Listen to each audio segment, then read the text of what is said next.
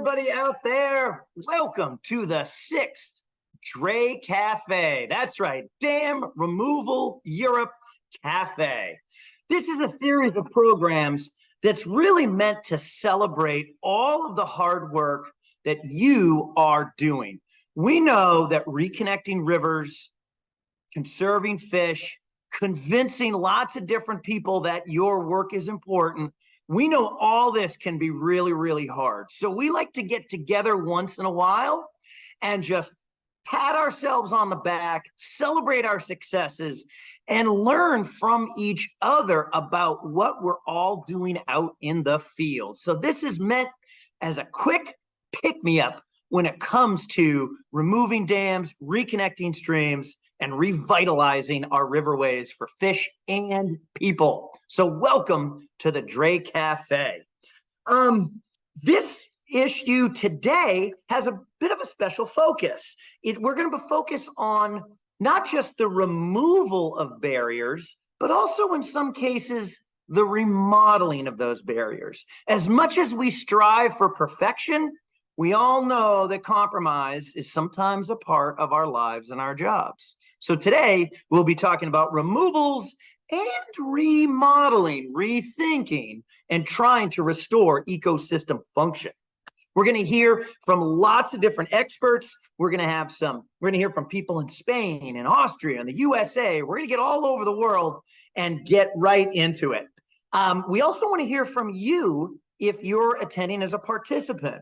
There is a chance to ask questions. You can go right into the chat box, and I'll be checking that out. So if you have a question, even though you might be muted and you can't shout it out, put it in the chat box. We'll get to it, and we'll do the best we can to get everybody's questions. We love having those interactions, so keep those questions coming. Okay. And also, by the way, you'll probably see some links in that chat box as we go along. So pay attention to that, because some of your questions might be answered there, or it could lead you on further adventures through those internet links. This 6th Cafe is organized by the World Fish Migration Foundation, one of my favorite organizations, and that's on behalf of Dam Removal Europe, which is what gives us the DRE in DRE Cafe. This is with sponsorship and help from a lot of partners. That includes the Open Rivers Fund, which is a program of the Resources Legacy Fund, supported by the William and Flora Hewlett Foundation. Thanks to them. This special edition today is hosted particularly by WWF Germany, Alpine Rivers Office. They are nurturing a German-wide network of dam removal specialists, scientists, practitioners like you, like us, including other resources like funds that can help execute and study barrier removals. So WWF Germany, they have a particular interest in this subject today, whether removal or in some cases remodeling of a transversal barrier is the right choice to go with. So we're going to be hearing from a lot of people and keep coming back to that idea of removal versus remodel.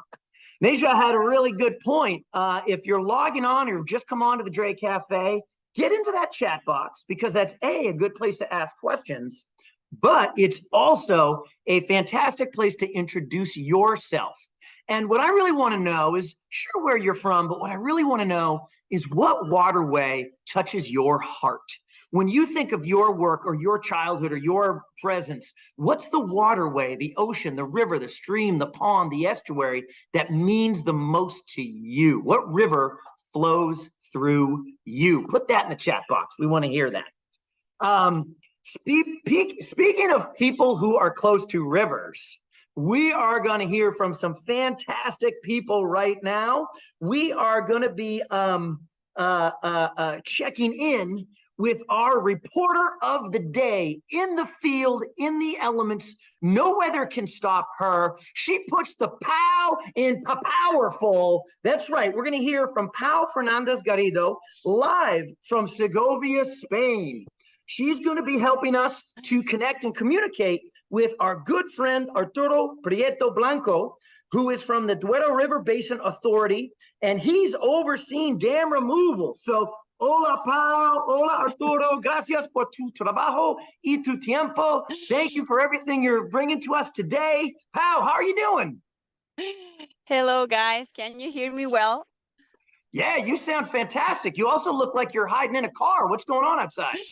Yeah, we are actually in the middle of a storm and very heavy rain here in the field. Arturo brought me to the field to see their work on dam removal, and I'll interview Arturo in a minute, but let me show you. I don't know if you can see anything, but the machinery is still working. We are in Segovia province, which is an hour. Yeah, we are an hour and a half drive from Madrid capital. And you can see that the dam is actually right there. It was 9 meters high, and now it's like 1/3 of it. And the machinery is right now working on all the sediment accumulated in the reservoir. Wow, we can actually see that big arm getting that sediment right out of there. Thank you both for braving the elements and getting out there, even in bad weather. It doesn't surprise me a bit about you, Pao. That's you. Weather doesn't stop you. You just keep going. Now, you had mentioned sediment removal. Can you and Arturo just sort of tell us where are we at in that removal process, especially for people who may not be so familiar with dam removal, and why are sediments getting involved? Where are we at in that? Me está preguntando en qué etapa de la demolición estáis ahora mismo. Bueno, pues es una obra que ha empezado en agosto de este año y como tiene 9 metros de altura, pues estamos ahora en la fase final gestionando el sedimento que tenía atrapado. Magnifico. Okay, 1 second. So he's telling me that this dam removal project started in August. They are in the final phase of the removal, and they are working in all the sediment transportation and taking it out from the reservoir. So it's pretty much the last part of the demolition. Perfect. So thank you for that. What was the dam originally built for, and why was it decided to be removed now? ¿Para qué servía esta presa y por qué decidisteis demolerla? Esto era una pequeña central hidroeléctrica que quedó en desuso, abandonada. Para cumplir la ley, pues hemos procedido a retirar. So he says that this was an old small hydropower dam, and that it was not in use anymore since a long time ago. The dam was abandoned. So what they are doing, the Duero River Basin Authority, is complying with the law, with the legislation. And so that's why they are taking out the dam from the river. Oh, interesting. So there's actual legislation that requires that to be removed.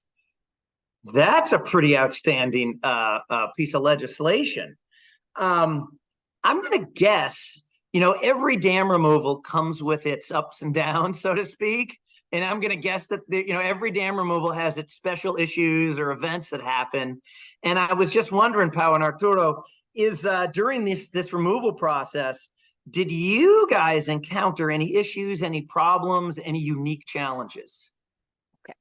Dice que, bueno, que en cada proyecto pues es un mundo, es una historia diferente, y cada proyecto pues te encuentras con sorpresas diferentes y que tienes que encarar. Entonces, en este proyecto en concreto, ¿habéis tenido algún problema o alguna dificultad que habéis tenido que resolver? No hemos tenido ningún problema porque teníamos proyectado las dificultades, ¿no? Muy bien. Para garantizar la calidad de las aguas, que es la principal garantía que el proyecto nos sugiere, pues hemos contratado diferentes especialistas para hacer el seguimiento, tanto del sedimento como de la calidad del agua física y química. Perfecto. Okay, I'll try to translate the best as possible. So he course. said that they did not have really any problem because everything was very well planned and they foreseen every step, what was going to happen in every step of the process. But in this case, it was a pretty complicated project. You know, the dam is really dipped in like a little canyon, and there's a lot of sediment behind. The dam was completely overloaded. I mean, completely full, sorry, completely full, 9 meters high, full with sediment. So what they did was to hire a a specialized company on geomorphology to implement and take all the necessary analysis to check through all the process of dam demolition to check water quality in every day and sediment if there would, you know, any toxic or anything come up from those 9-meter accumulated sediments. So, and everything is going well. Se ha construido también una estación de aforos, aguas arriba, para evaluar la capacidad de arrastre que tiene el río.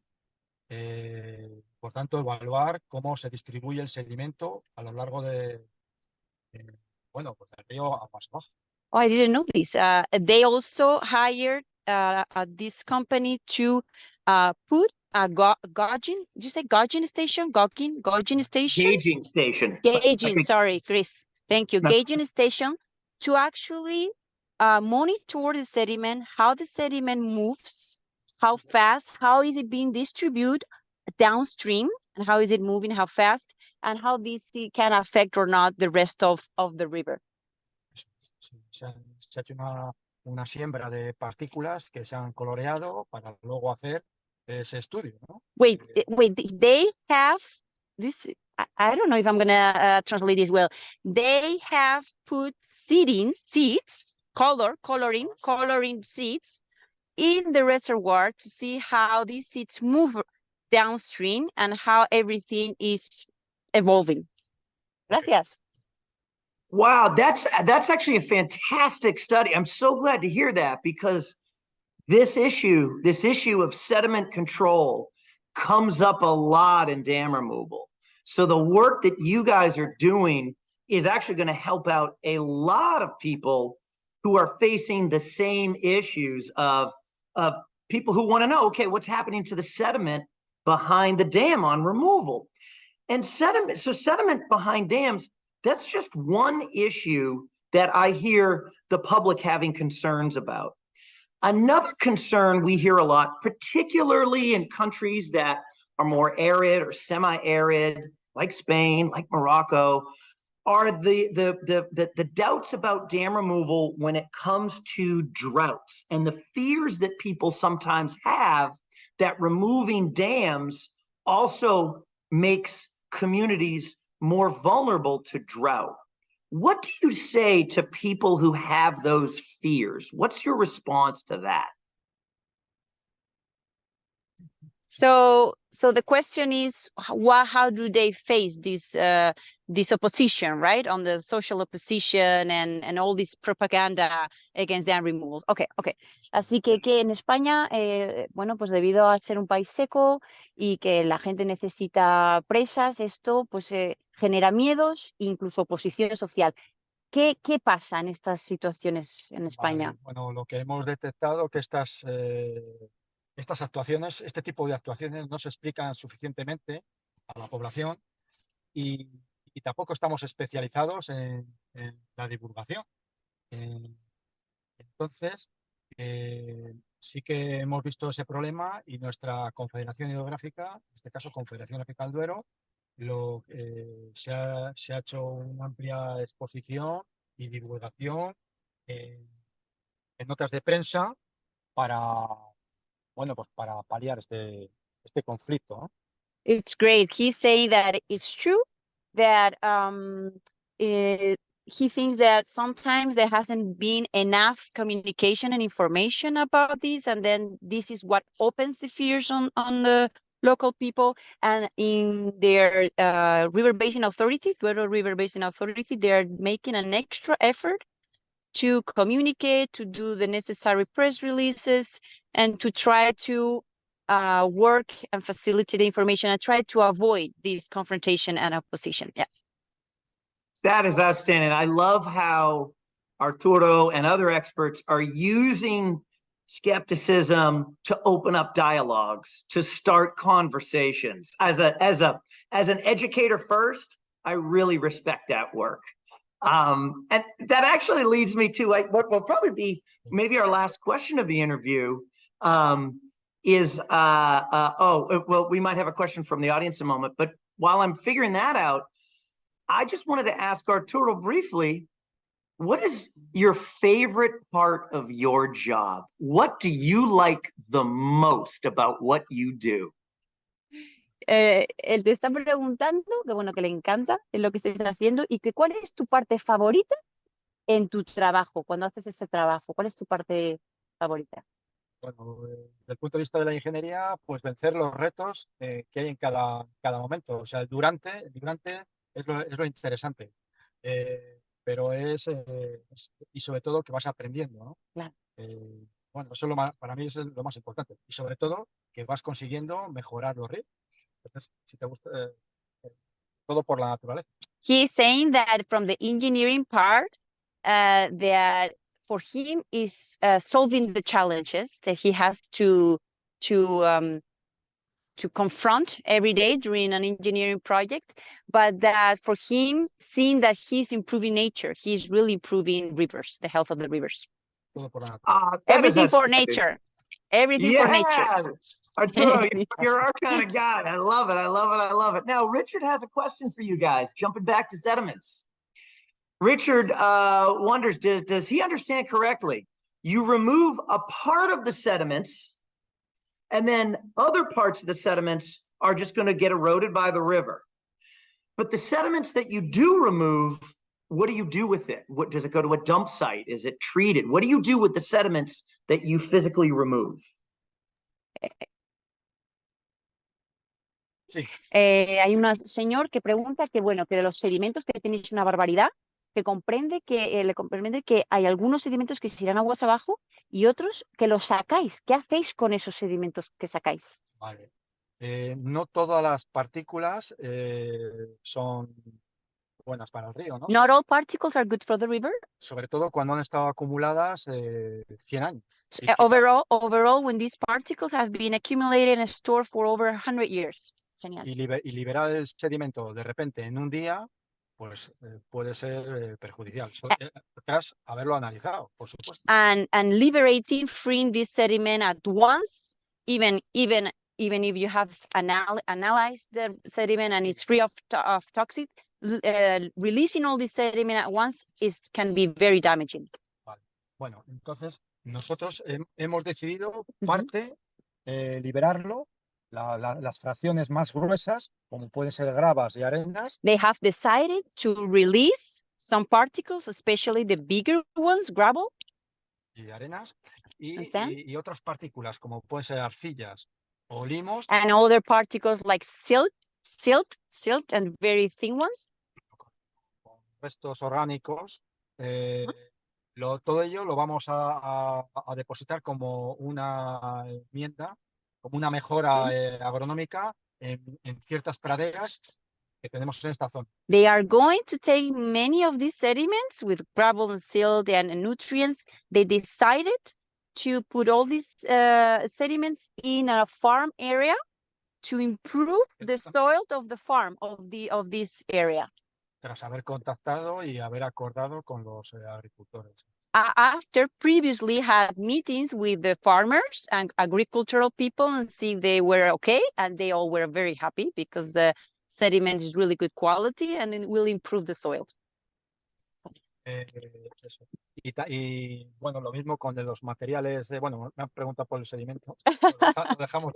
He's saying, okay, I won't go on. They only asked me for the sediment. He was going to go and tell the rest of the project. He's a passionate guy. Well, you know what, Arturo? I am sure that people who are listening in, there are people who are going to be like, wait, I got more questions. So who knows? You might be hearing from people who have more to say. But for now, We just want to say thank you, Arturo. Muchas gracias. Thank you, Pau. Muchas gracias for all of your Yes. time. Chris, do I have a minute to go out and try to get close to the dam to show Sure, you got how 1 minute. Go little? for it. Okay, just Yeah, get out 1 there, second. pal. Let's I go. like it. Let's go against the rain and the wind. I'm gonna show you this 9-meter big dam that I think you were showing. You were showing Yeah, we saw the some before pictures of it. pictures We over saw some 100 pictures. Some of them years. you took. Yeah, yes. Well, this huge dam was used to be a very little dam for a sawmill, watermill, like centuries ago, and then 120 years ago, they decided to put a small hydropower, and this is how it looks now. How it looks now. Hopefully, I don't slipper through all this mud and go down straight to the river. Oh my gosh. That's right, pal. You are out there in the rain and the mud and the dirt. The rest of us are on lovely computers and lovely offices, nice and comfortable with some hot coffee. But you are out there in the mud. Although I think we may have lost you, pal. Can you hear me? Broke. That's right, everybody. The last word we heard from Pau was broke. As in, we're going to make this dam broke down. That's right. Well, Pau, if we can get you in the next 30 seconds, that'll be fantastic. Otherwise, yes, as Sam is saying, I hope you did not get stuck in the mud. We'll get back to you, Pau, if we can. But in the meantime, we're going to jump a couple countries over to Austria. And we're going to be meeting another dam expert with some amazing news and some amazing projects to talk about. We're going to be meeting now with Florian Derntl. And I apologize, Florian, if I mess up your name. Florian is a graduate of the University of Natural Resources and Life Sciences, Vienna. And for almost 5 years, he's been working at EZ Zonner Consultancy as a junior expert in river restoration and river management. Today, even though he's on holiday, he's going to introduce us to a rock ramp solution. So this is, again, a good example of that removal versus remodel. Florian, first of all, did I get your name right? And do you want to introduce anything about yourself? No, I think you got all the important points quite well. So yeah, so I want to say thank you to be part of this, and yeah, welcome all the listeners. So hi guys. Wonderful, wonderful. Now, I'm hoping we can get a little educated on rock ramps here. And we understand that your company is the developer of this particular type of ramp. What gap does it fill, or why do you recommend this rock ramp over other solutions?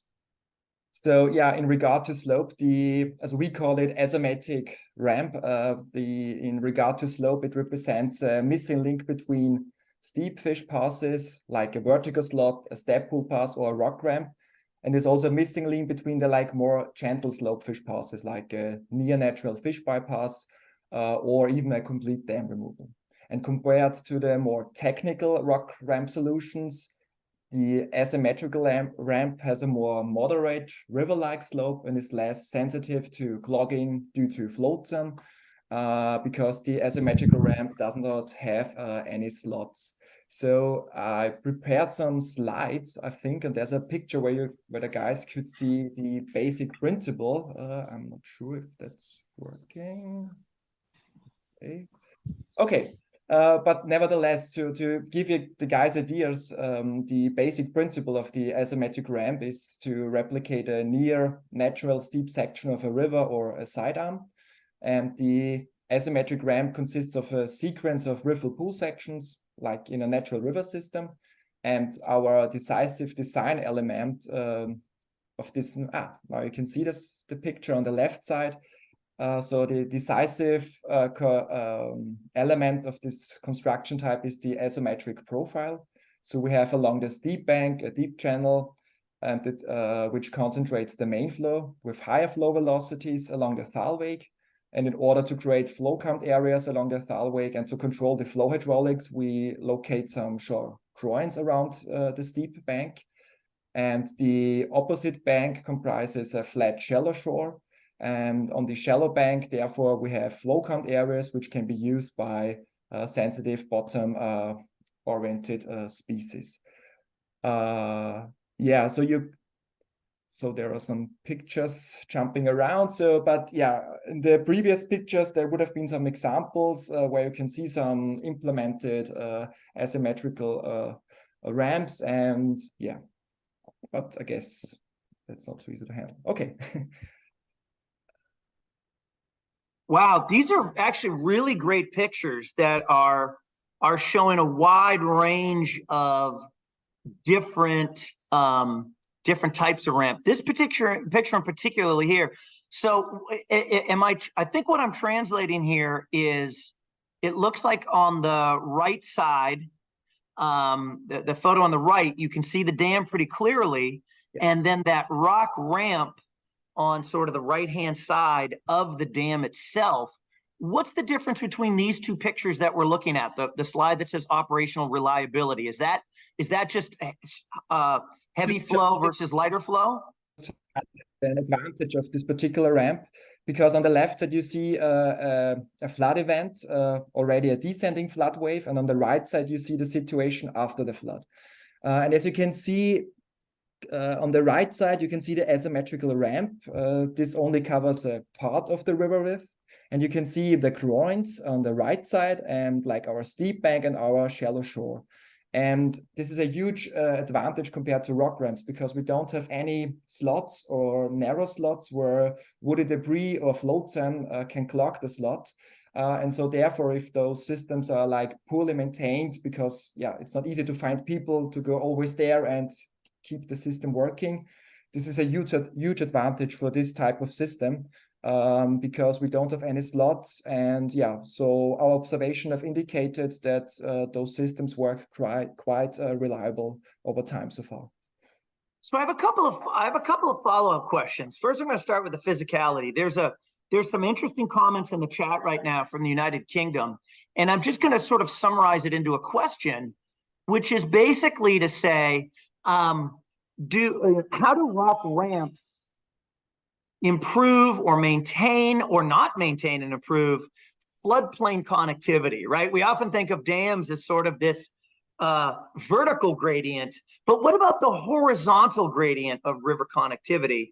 And do rock ramps have any advantages in terms of maintaining a floodplain connectivity above and below dams? Now maybe it's easier to say, of course, a rock ramp is just a solution to restore connectivity at a dam.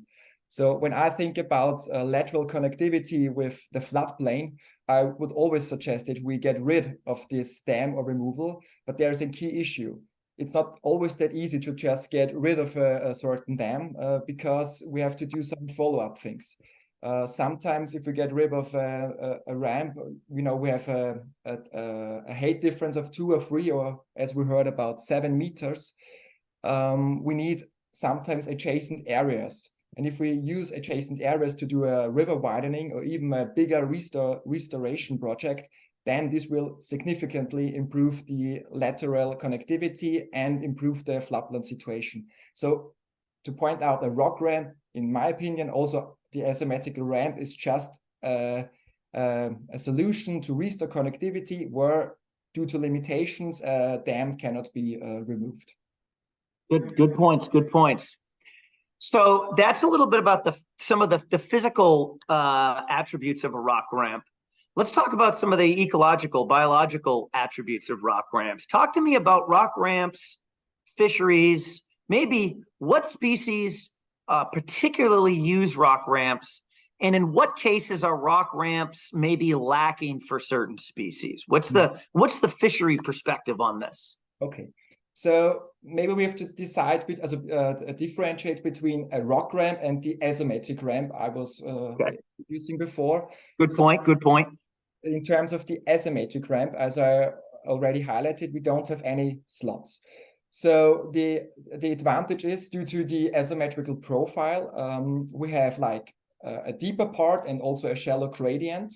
And this allows us that, for example, bottom-oriented fish species or kind of sensitive fish species can travel along the shallow shore of the asymmetrical ramp. If we compare this to a rock ramp where we have like narrow slots, we also sometimes have a hydraulic overfall. And for example, if we have like really sensitive fish species or bottom-oriented, this can be an issue that they can pass or get past this slot with this hydraulic free overfall. And this is another advantage for the asymmetric ramp.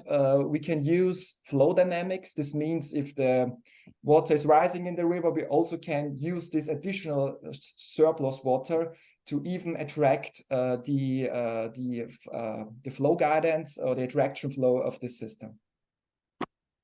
Thank you very much. That's a very, very good summary. So we kind of have that we got the physical aspect, the ecological aspect. Let's talk about almost a social, maybe a social economic aspect. Herman asked a great question. Why rock ramps or asymptotic ramps if you can also just wait a little while or maybe find a solution that involves a dam removal? And Herman points out that in Denmark, they don't use technical adjustments anymore. They wait and work until a dam or a weir can be physically removed. So on this removal versus remodel question, how do you address Herman's question? So yeah, actually kind of interesting news from Denmark that they don't do like technical solutions anymore, kind of cool. Yeah, in Austria, we have like goals to achieve the Water Framework Directive. And in Austria, the authorities decided to, yeah, if we cannot remove the dam, at least we have to restore at some point the connectivity so that fish can migrate to parts of a river where there are still suitable habitats. But I really totally get that point, because when in my favor, a removal or even a complete restoration of our entire river systems would be even more better. Yeah, but still, if there is a lack of funding or not the right time, yeah, we can discuss if we should wait until it's possible or we do something to at least restore connectivity at some certain point. Awesome. Awesome. Man, you have covered a lot of the technical aspects. Now I want to get to your personal aspects. That's right. You're on holiday. Let it out a little bit. Florian, a similar question I asked Arturo. Why? Why do you do what you do? What do you love about your work? Yeah, oh, good point. Yeah, actually, I like working with rivers, and we faced a lot of issues during my time now since I worked at this company, and so far we've faced, so there's always a new issue, a new problem, and we try to get the best for nature. And yeah, sometimes we have to adapt. The framework or the restrictions does not allow to get rid of the entire dam. And so we have to adapt. And I guess we always try to find the best solution. And I just really want to highlight that the asymmetric ramp is just a possibility. But if you can create nature-like bypass systems where you can replace key habitats and all that stuff, it's always better to do this type of bypass or even get rid of the dam and do a proper river restoration. Fantastic. I like this. You are like, you're a problem solver. You're coming up with solutions, and we really appreciate this. And by the way, there's a lot of great items in the chat box, and you can check that out sometime, Florian. We'll also, Florian, feel free to put the or we'll do this for you. We'll put the website for Easy B Plus into the chat box, so people can kind of get a little bit deeper into the rock ramp and asymptotic ramp work that you've been working on. That would be fantastic. And also for anybody who might have missed the first couple minutes, as you're watching this, even if you're muted, you can use the chat box to put questions in there. Somebody asked a question about the last river we talked about in Spain and its discharge rate, and Pau and Neja are working on getting some discharge metrics up in the chat box right now. I have just one quick question before we go, but the answer has to be fast. Okay. Florian, has there been any research on the asymmetric ramp and its effectiveness? Is there any actual like peer-reviewed or online research, real quick? I'm not sure if there is online some reviews, but there have been a small publication in the German Water Society something. But still, we also conducted several migration studies in Austria, and we of course checked if those ramps of the asymmetrical ramp allows a good upstream migration. And so far, 45 Austrian native fish species, and this includes sensitive species, successfully passed through an asymmetrical ramp or a bypass system. So yeah, of course, it is always monitored, and we did some studies to see if it really works in a proper way. Thank you so much for all of this information on asymmetrical ramps. This is great stuff. Florian, you were doing great work. Thank you so much. And Florian, guess what? It's that part of the DRE Cafe where we've got breaking news. That's right. Breaking news, everybody. We've got to interrupt our program because our good friend, Will Millard, has got some updates for us. Will, take it away.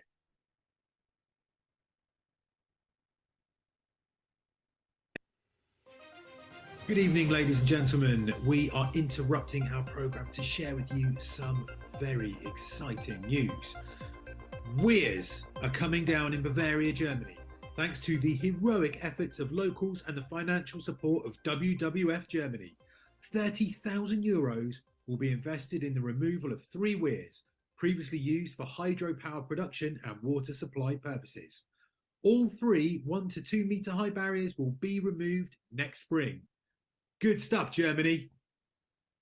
Coming up next, barriers are going down with any means necessary. A few days ago, the staff at the Forth Rivers Trust dismantled a 2 meter tall impassable weir by hand. The challenging terrain rendered machinery inaccessible, and thus this bold decision had to be made. Approximately 5 kilometers of pristine habitat for salmon, sea trout, brown trout and eels were opened. The project was supported by the European Open Rivers Programme. The beautiful Hito-Lanjoki River, spanning 53 kilometers and flowing from Finland to Russia, is finally free. The last of the 3 hydropower dams fragmenting the river has been removed last month. After 2 decades of negotiations, the South Karelia Recreation Area Foundation acquired the dams and then removed them with support from various financiers. This river restoration project will boost the endangered Ladoga salmon population as well as the local economy. Finally, the largest dam demolition effort in US history is underway. Copco 2, the smallest of the 4 dams on the Klamath River, was demolished a few days ago. By the end of October, the final touches on this dam's removal and footprint restoration will be complete. The remaining dams will be removed by the end of 2024, restoring vitality to the river and saving Chinook and coho salmon populations. That is all for now. Right back to you, Chris. Outstanding updates. That is some great news. Boy, you got to feel good about that. Now, you may have noticed I've been picking on people, asking them, you know, Arturo, why do you do what you do? And Florian, why do you do what you do? And you also may have noticed I have a lot of cool little props around me. Why do I do what I do? I love to connect people to fish. I love them on my shirts. I love them all around me as models. And because I get to work here in the United States on the beautiful Hudson River, I also get to work with a lot of cool species. And I just thought there's nobody out there that doesn't want to take a look at a baby sturgeon. Look at that gorgeous animal. This is actually a lake sturgeon, though it's the same genus as our Atlantic and short-nosed sturgeons here in the Hudson River estuary. And I think that connecting people to fish, connecting people to rivers is just part of the great work that everybody is doing, whether you're on the technical side, the economic side, the social communication, equity side of things. All of this work is coming together in really, really great ways. And to tell us a little bit about their work and how they're approaching river connectivity, I'd like to bring in my good friend, Ruben. Ruben, are you out there and want to say hello to us?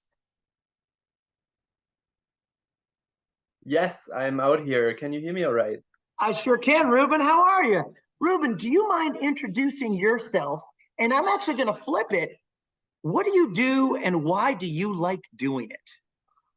Well, thanks, Chris, for that fantastic question. I'm Ruben. I'm a fish ecologist by training, but I turned a conservationist maybe 1.5 years ago, back when I joined the WWF Germany's Alpine Rivers Office team.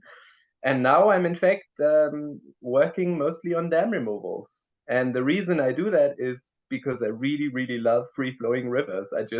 There's no other way of putting it. I really freaking love them. It's fantastic to see a healthy flowing river running through our landscape.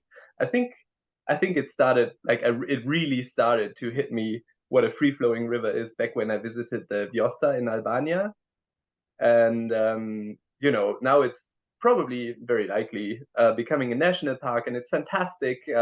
But back then it was pretty much under severe multiple hydropower development risk. And, I wanted to go down there and canoe down the Vjosa River as long as it was still free flowing. And being in that wonderful country and, experiencing the wonderful spirit of the Albanian folks down there, and experiencing the amazing beauty of the free flowing Vjosa really, I don't know, did something to me. And I was always about, rivers and fish, given my training and my academic background. But back then, that was really the point where I was all sold on the free-flowing aspect of rivers. Very, very cool. And by the way, special shout out to the Alpine Rivers Office of WWF Germany for being sort of one of the sponsors and one of the think tanks behind this edition of the DRE Cafe. What is it, Ruben, about the removal versus remodel theme that you find intriguing or important? Why should we be having those choices in your mind? So I saw a little bit of it already popping up in the chat, but again, there's just so many barriers, especially in Central Europe, in Germany, where a full removal is just neither technically possible nor economically feasible, nor ecologically feasible in some instances, because there's side effect that you have to consider when you're implementing a restoration measure. And we in our office, in our Alpine Rivers office, we are often confronted with the notion that a remodel of a dam is somehow less of a potentially good solution, and that all dams should be removed. And this is I get that this is a very idealistic, overarching goal that we should all strive for.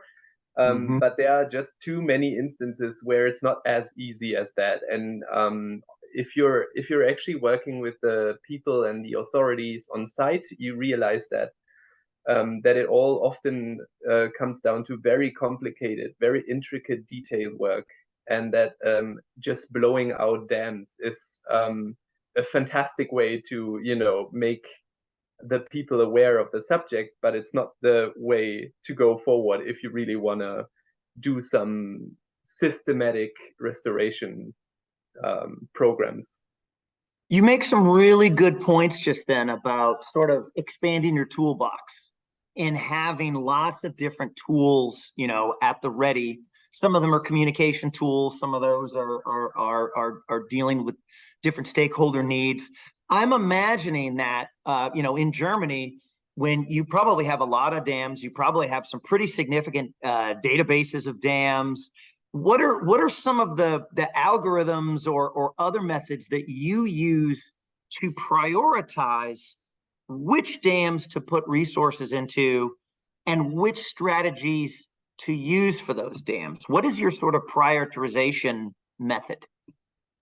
So what we are doing is we prioritize our efforts on several levels and several scales. In fact, one is a prioritization system that we're developing with a few consultancy offices right now on national level. So basically a German-wide prioritization concept. And this concept is really intended to link into the legislation or to the upcoming EU legislation, and specifically the nature restoration law, the biodiversity strategy, that targets 25,000 kilometers of free-flowing rivers within the European Union to re-establish this amount of free-flowing rivers. And you know, the discussions about that on EU level are now becoming more and more intense, and at some point when this law is going to pass or the strategy needs to be implemented, then all the European member states will have to come up with some sort of scheme telling their ministries and their authorities how many kilometers are actually due in a specific country, and where should we actually start and how to do that, and like what's a free-flowing river anyway, like what qualifies as a free-flowing river. The longer you think about it, the more complicated it gets, and obviously there's already a lot of, you know, folks and working groups working on answering exactly these questions, but we are also jumping in and developing a concept that we want to have ready once the law, the strategy is going to get implemented into national legislation, to really be able to you know, to give that pool of interesting barriers to the ministry and say, well, we already did the work for you. Here is a list of barriers that are both ecologically incredibly potential. If, you know, the water around it, the habitats around it have potential, high ecological potential if we want to remove those barriers. And also at the same time, they're quite feasible to actually remove, because, you know, if you see a big river that's being used for hydropower generation, but also for navigation, it has agricultural and urban development around it, then there's no way it can get removed, right? So all of these things have to be kind of mixed in together, and we are doing this to come up with some candidates that we are going to propose could be removed and actually feasibly be removed in order for Germany to fulfill their respective targets of the nature restoration law, the strategy. This is one aspect of our work, for example.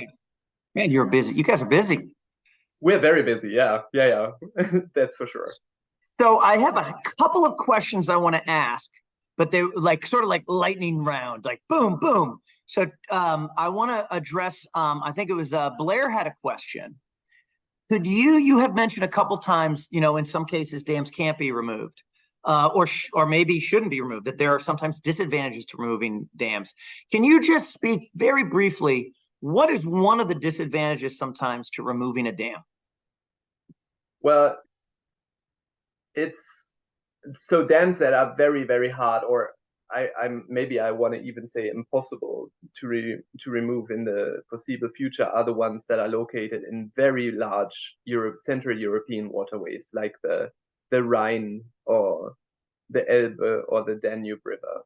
So those are dams that have not even been built primarily for hydropower production, as many people assume, but they have been built in order to stabilize and slow the river, because it was channelized in the first place to make the agricultural land around it available and to make it inhabitable. So, you know, you have a river that's not meandering anymore, but that's straight as a ruler going through the landscape.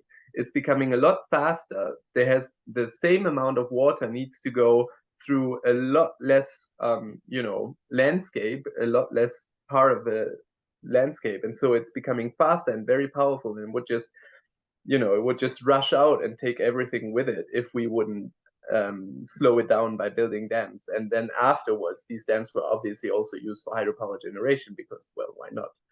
And also, so this is kind of a side effect of really developing our large rivers and channelizing them. And another aspect is obviously navigation. So we have a lot of inland navigation that has the ecological and economical advantage of, you know, connecting the Black Sea with the North Sea, for example. We don't have to go around all the way again. We save so much time, so much money, so much fuel. Gotcha. So these are aspects that you can't just, you know, kick aside just because you really would like to see a free-flowing Danube again. It's just not. This is not possible in a sense that we can imagine right now. We can't get rid of the big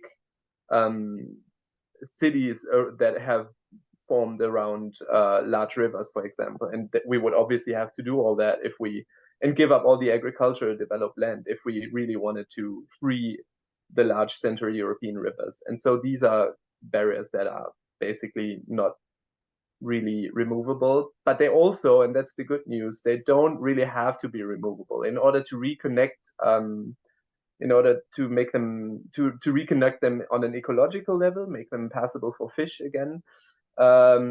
They don't have to be removed. There can be workarounds for that. They are obviously expensive. They require constant maintenance. Of course, it's not a natural process anymore, but we're pretty good at developing means of making it happen. Well, Ruben, that is awesome. Ruben, I have two favors to ask, two requests. Right. Request number one is when you get a second, can you jump into the chat box, and Kat has a question about invasive or introduced species that if you could address in the chat box, that would be great. And the second request I have for you is to keep doing the awesome work that you're doing, reconnecting rivers, removal when possible, remodel when necessary. Thank you so much, Ruben, for everything that you're doing. Round of applause, stepping up and being in the right place at the right time. Thank you, Ruben. Thank you, Chris. I'll answer Kat's question in the chat directly. That is awesome. I appreciate it. All right. Right. Huge thanks to everybody. We're actually not done though, Ruben. I mean, we've got one more piece before we hit the finale, and that is hearing some updates from our good friend Neja, who is actually going to answer a bunch of questions, because several people in the chat box have asked a version of, how can I get involved? What can I do next? Where do I go? And luckily, for the last part of the DRE Cafe, we've got Neja to tell us all about some great upcoming opportunities to get more involved. Take it away. Thank you, Chris. Yeah, a really exciting season is coming up. So first of all, if you ever need to get in touch with us, our contacts are on the Remodel Europe website. We do have community of practice. We try to connect you with the best experts. You just describe us the problem. We'll try to help you find a similar project and then connect you with them. Then you can, I mean, we really are striving to get people in contact, to connect. I mean, we are a network. Dam Removal Europe is a network of proud practitioners. So if you want to get in touch, if you need to get to an expert on a very specific topic, we've heard today sediments. So if you need to know more how they are dealing with the sediments in Spain, we're happy to connect you with them. So don't hesitate, get in touch. We are really open to connect, let's say. Hit the next slide, please. There are more news. Oh my goodness, just keeps coming.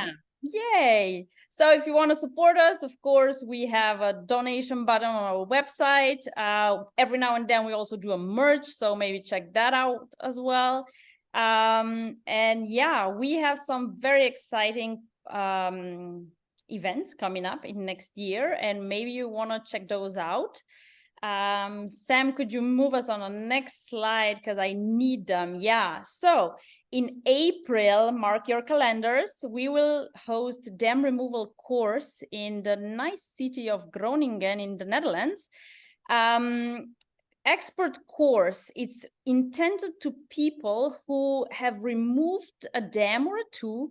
They already know where the tricks are and where it's really hard to get past the opposition or so on.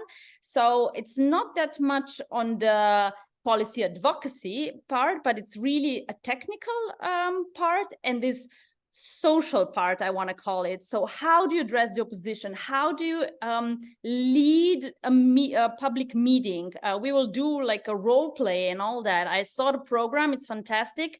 So if you feel that you need something from, you know, some expert knowledge directly from them, Lisa and Laura, leaders of the course, they together removed over 250 dams. So they know what they are talking about. Places are limited and they will run out really fast. So I urge you, if you want to be there, register as soon as possible. And just days after the course, there will be a free flow conference, a big one on free flowing rivers. We'll discuss protection and restoration. So how do we get to free flowing rivers, or how do we protect them? We've received over 180 abstracts. So I can assure you there will be a lot of really good presentations. Expect the best. We will try to really have like a best knowledge, the latest that is available. So yeah, you don't want to miss that either. So register as soon as possible, because also their places are limited. Even though it looks like there are still 200 tickets left, 200 are already gone. So don't hesitate. The links are in the chat box. Look at the program for the conference. The final will be on December 5th. But yeah, you don't want to miss that one out. I have seen a lot of these abstracts, and it's going to be a good one. We're going to, like, if you thought the DRE Cafe was good, you wait till the Free Flow Conference. It is going to be awesome. Thank you so much. Fantastic updates. I wanted to slide one more in there, just on the education point of view. Also next year, coming up, I believe it's May 24th, is World Fish Migration Day. And if I have that date wrong, don't worry.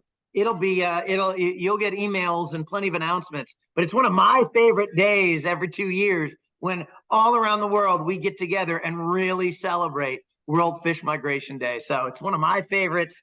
Want to just wrap it up by saying huge thank you, a ton of gratitude to Neja, to Ruben, Florian, Arturo, Pau. A huge thank you to all of our sponsors. That includes the William and Flora Hewlett Foundation, WWF Germany, Dam Removal Europe, and the World Fish Migration Foundation. So wonderful to have all those sponsors. And most of all, a huge thank you to everybody who is tuning in, who wants to get together and share good ideas, celebrate successes, and advance reconnected rivers. For waters, for fish, for people.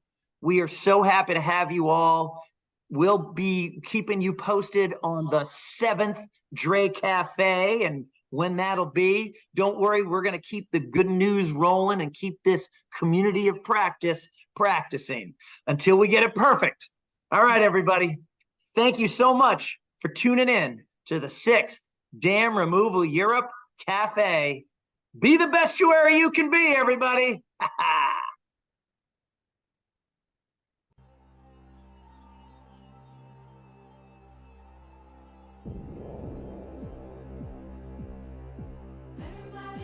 What, more sturgeon? Okay.